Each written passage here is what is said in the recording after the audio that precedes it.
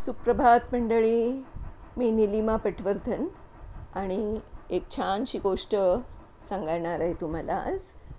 अर्थातच शिक्षिकेची आणि विद्यार्थ्याची. तर गोष्टीचं नाव आहे अभिषेक आणि लिहिलेली आहे नीला प्रधान यांनी. मी वासंती, निवृत्त शिक्षिका, सांसारिक जबाबदाऱ्या संपवून शांत निवांत जीवन जगत आहे. अर्थात हे फक्त म्हणायला, कारण हातात काम नसलं, खांद्यावर जबाबदारीचं ओझं नसलं की मानवी मन आठवणींच्या घनदाट जंगलात हिंडत राहतं. मी पण तेच करते. आज आठवणींच्या जंगलात हिंडताना खूप काही आठवतं. 4थी कक्षाचा विद्यार्थी अभिषेक. गोरा रंग, कुरळे केस, काळेभोर टपोरे डोळे, वयाच्या मानानं उंचापुरा बांधा, थोडक्यात म्हणजे अतिशय लोभसवाणं रुपणं.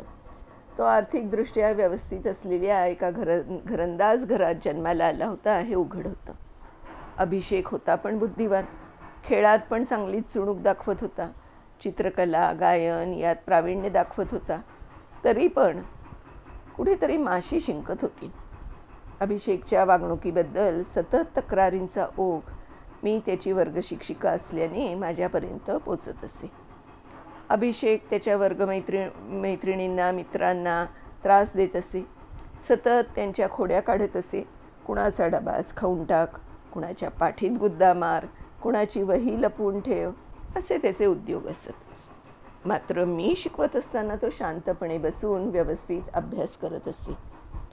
कित्येक वेळा मी त्याला शिक्षा म्हणून वर्गाबाहेर उभं केलेलं पाहिलं आहे. अशा वेळेस तो माझी नजर चुकवत असे.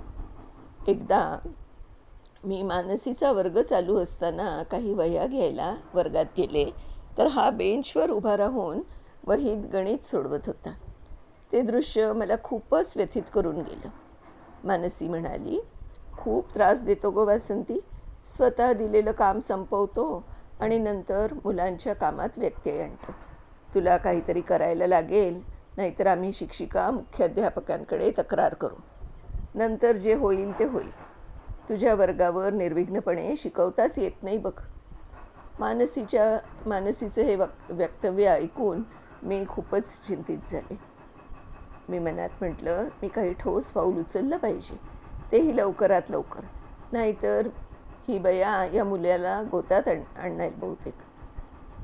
अभिषेकच्या डोळ्यात जी रागाची झलक दिसत होती त्यावरून घरी काही समस्या असण्याची शक्यता होती.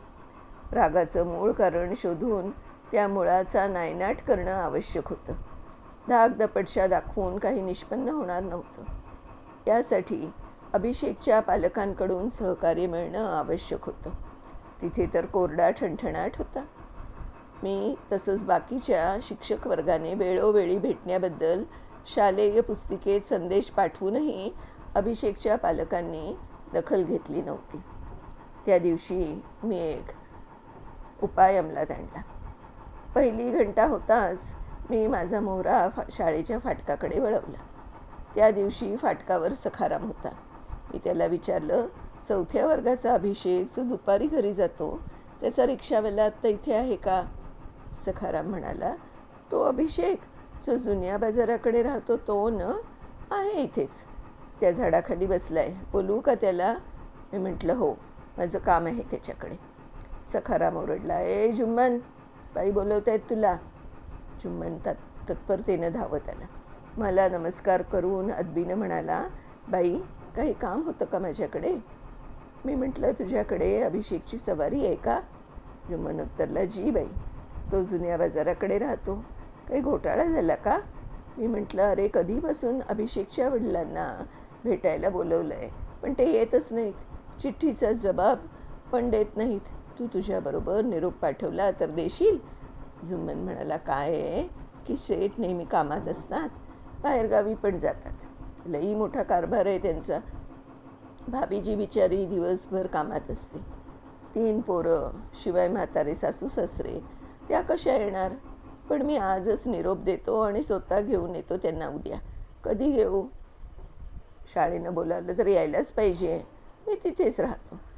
मी सुटकेचा निश्वास टाकला आणि म्हटलं, उद्या सकाळी 10 वाजता घेऊन ये. जुम्मन म्हणाला, काळजी नका करू, मी मुन्नाला सांभाळेन, तुम्ही निवांत भाभीशीशी बोलून घ्या. मी सखारामला म्हटलं, त्या बाई उद्या आल्या की कॉन्फरन्स रूममध्ये पाठव. दुसऱ्या दिवशी मी 10 वाजायच्या सुमारास कॉन्फरन्स रूममध्ये जाऊन बसले. थोड्याच वेळात एक वरच्या वर्गाचा विद्यार्थी अभिषेकच्या आईला घेऊन आला. तिनं खोलीत प्रवेश करताच मला आदरानं नमस्कार केला. मी तिला बसायला सांगितलं. ती असेल 26-27 वर्षाची. दिसायला खूपच सुंदर होती, पण चेहरा श्रांत, किंचित ओढलेला आणि चिंताग्रस्त दिसत होता. मी विचारलं, तुम्हाला कित्येक वेळा मी तसंच बाकीच्या शिक्षकांनी आणि सगळ्यांनी भेटायला बोलवलं, पण तुमच्याकडून काही प्रतिसाद कसा नाही? तुम्ही अभिषेकची पुस्तिका बघत नाही का? आम्ही तुमच्याशी संपर्क कसा साधायचा? तुमच्या मुलाच्या भल्यासाठीच आम्ही तुम्हाला बोलवतो. ती म्हणाली, क्षमा असावी, पण मला इंग्रजी वाचता येत नाही. अभिषेकचे दादाजी थोडंफार वाचू शकतात. अभिषेकचे बाबा कामात असतात, त्यांना वेळच मिळत नाही. तुमच्या पत्राचं उत्तर द्यायला आम्हाला इंग्रजी लिहिता येत नाही. तिचं उत्तर ऐकून मी हतबुद्ध झाले. मी म्हटलं, अहो, हिंदीत उत्तर लिहा की आम्हाला हिंदी येतं वाचता लिहिता. ती म्हणाली, मला वाटलं की इंग्रजी माध्यम असलेल्या शाळेत हिंदी चालणार नाही. तिचं उत्तर ऐकून मला हसावं की रडावं तेच कळेना. मी म्हटलं, अहो, भाषेचं महत्त्व नाही, तुमच्या उत्तराचं महत्त्व आहे. तुम्ही पत्र वाचलं की नाही हे आम्हाला कसं कळणार? बरं, ते जाऊ दे. काळजीचं कारण म्हणजे बऱ्याच दिवसांपासून अभिषेक वर्गातल्या मुलांना खूप त्रास देतो.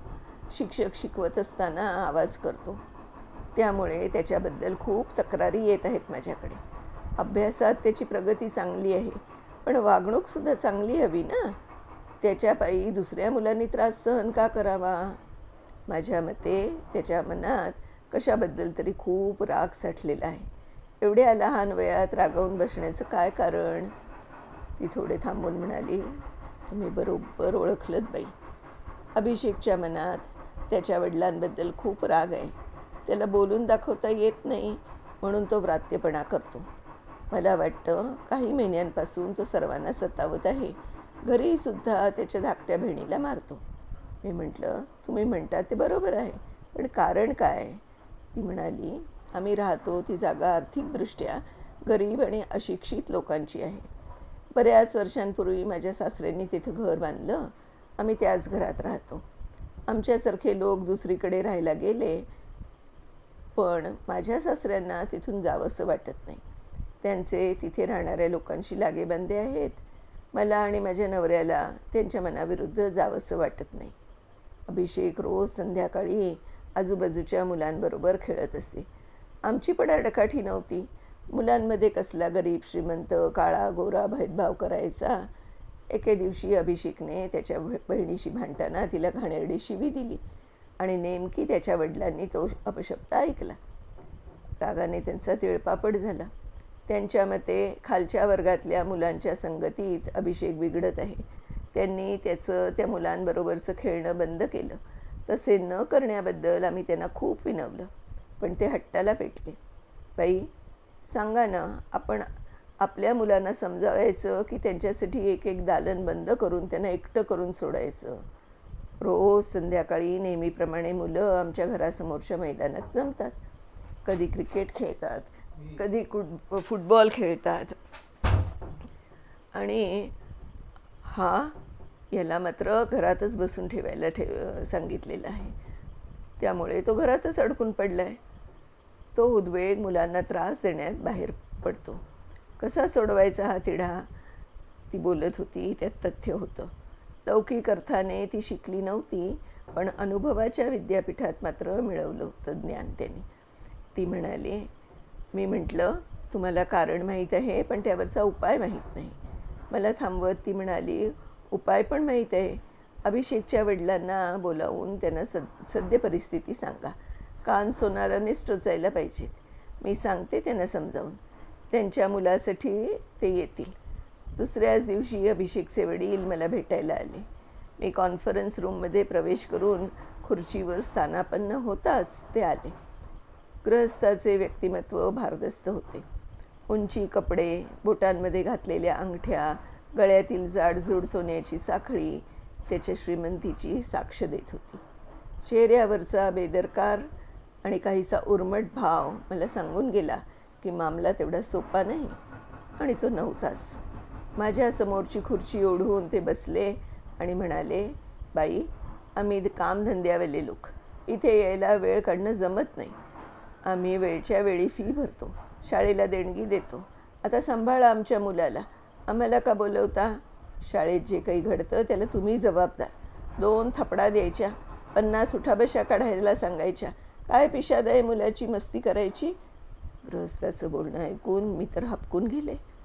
मी म्हटलं, महाशय, आपण जेव्हा आपल्या मुलासाठी या शाळेत प्रवेश घेतला होता तेव्हा एक नियमावलीवरती सही केली होती. ते उत्तरले, असं आठवत नाही. असेल. मी शांतपणे म्हटलं, आहेच. नियम क्रमांक 1, जर काही कारणासाठी शाळेनं पालकांना शाळेत उपस्थित राहण्यासाठी विनंती केली असेल तर आपण ती मान्य कराल.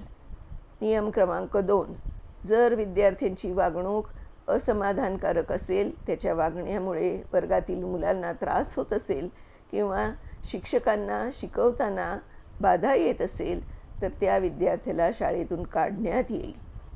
माझं बोलणं पुरं होतं न होतं तर तो गृहस्थ तडकून म्हणाला, कसल्या धमक्या देतात बाई? या शहरात तुमची एकच शाळा नाही, शेकड्यांनी इंग्रजी माध्यमाच्या शाळा आहेत. अहो, देणगी दिली की सर्व सोपं होतं. मी खूप संतापले होते. सरळ मुख्याध्यापकांकडे तक्रार करू शकले असते, पण प्रश्न होता एका अजाण बालकाचा, जो स्वतःच्याच वडिलांच्या रागाला बळी पडला होता. मी म्हटलं, तुम्ही अवश्य शाळा बदलू शकता, पण मी जे सांगत आहे ते शांतपणे लक्षात घ्या. ही शाळा खूप झपाट्याने नावारूपाला येत आहे. अभिषेक, जो शैक्षणिक विषयात लक्षणीय प्रगती करत आहे, तो या शाळेत 12वीच्या वर्गापर्यंत बिनधास्त शिकत राहील, जर तो या शाळेत राहिला तर. याशिवाय जर विद्यार्थ्याची शैक्षणिक प्रगती उत्तम असेल आणि त्याची वागणूक समाधानकारक असेल तर त्याच्या भावंडांना शाळेत सहज प्रवेश मिळेल. या अतिरिक्त शाळा ज्या सिद्धांतावर चालत आहे ते सिद्धांत पालकांना मान्य असायला हवेत. या शाळेत आपल्या पाल्यांना प्रवेश मिळावा म्हणून अनेक पालक धडपडत आहेत. आम्हाला अभिषेकचं कल्याण अभिप्रेत आहे, म्हणून मी तुम्हाला सर्व प्रकारे समजावून सांगत आहे. या उपर तुमची मर्जी, येणाऱ्या परिणामाची कल्पना असू द्या. एवढं बोलून मी खुर्चीतून उठायला निघाले. तेवढ्यात ते गृहस्थ अजिजीने म्हणाले, बाई, थोडा वेळ थांबा, मी म्हणतो ते ऐका. मी मनात म्हटलं, या गृहस्थाची पितृभावना जागृत झालेली दिसतीये. ते म्हणाले, क्षमा करा, मी तुमच्याशी वितंडवाद घालत बसलो. सांगा मला, काय करायला हवं मी? मी म्हटलं, अभिषेकवर बाहेर जाऊन मुलांबरोबर न खेळण्याची बंदी दूर करा. गृहस्थ चटकन म्हणाले, बाहेर जाऊन तो शिवीगाळीची भाषा शिकला तर? मी भरपूर महागडी खेळणी त्याला आणून दिलेली आहेत. मला त्यांची कीव आली. मी म्हटलं, एक अपशब्द अभिषेकच्या तोंडून निघाला तर तो त्वरित शिवीगाळीची भाषा बोलेल का?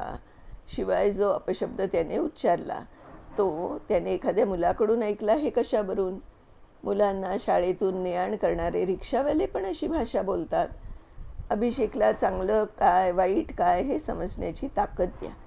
खेळण्यांबद्दल म्हणाल तर निर्जीव खेळण्यांबरोबर मुलगा किती वेळ खेळू शकणार? मुलांना त्यांचे सवंगडी हवे असतात. मुले खेळत असताना तुम्ही किंवा तुमची पत्नी लक्ष ठेवून असा. वडील माणसं आजूबाजूला असली की मुलं दबून असतात. ते म्हणाले, मला तर वेळ नसतो, पत्नीवर घरकामाचा बोज असतो. मी पूर्णपणे वैतागले होते. मी म्हटलं, अहो, कामाला माणसं लावा, सर्व कामे पत्नीकडून का करवता? काहीही करा, पण संध्याकाळी तुमच्या पत्नीला मुलांबरोबर वेळ घालवता आला पाहिजे अशी व्यवस्था करा. ठीक आहे? ते म्हणाले, आभारी आहे तुमचा, तुम्ही माझे डोळे उघडलेत. माझ्याच मुलावर मी अन्याय करत होतो. मला फक्त 8 दिवस द्या, मी सर्व ठीक करतो. मी फक्त मान हलवली आणि ते गृहस्थ खोलीबाहेर गेले.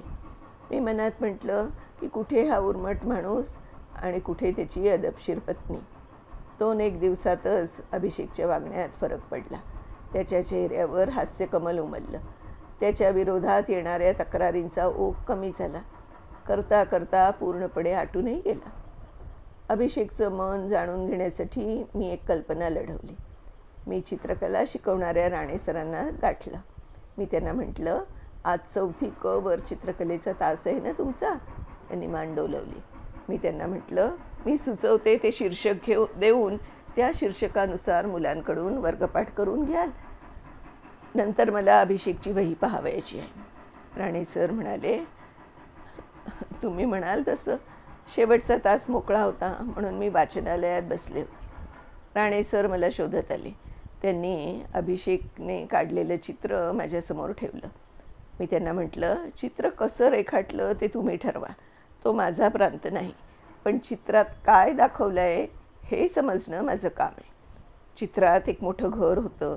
घराजवळ एक स्त्री उभी होती. तिच्या कडेवर लहान मूल होतं आणि हाताशी एक लहान मुलगी होती. घरासमोरच्या मैदानात मुलं क्रिकेट खेळत होती. चित्राखाली लिहिलं होतं, Abhishek is happy because he is playing with his friends. चित्र पाहून माझे डोळे डबडबले. मी हात जोडून म्हटलं, भगवंता, याचीसाठी केला होता अट्टाहास. तर मंडळी, मुलांचं मानसिकदृष्ट्या पण निरीक्षण करणं हे अत्यंत जरुरीचं असतं आमच्या शिक्षकांना, आणि ते आम्ही करतही असतो. अशा आणखीनही काही गोष्टी आहेत. पुढच्या वेळेला मी नक्की एखादी गोष्ट घेऊन तुमच्या पुढे येईन. तोपर्यंत बाय बाय.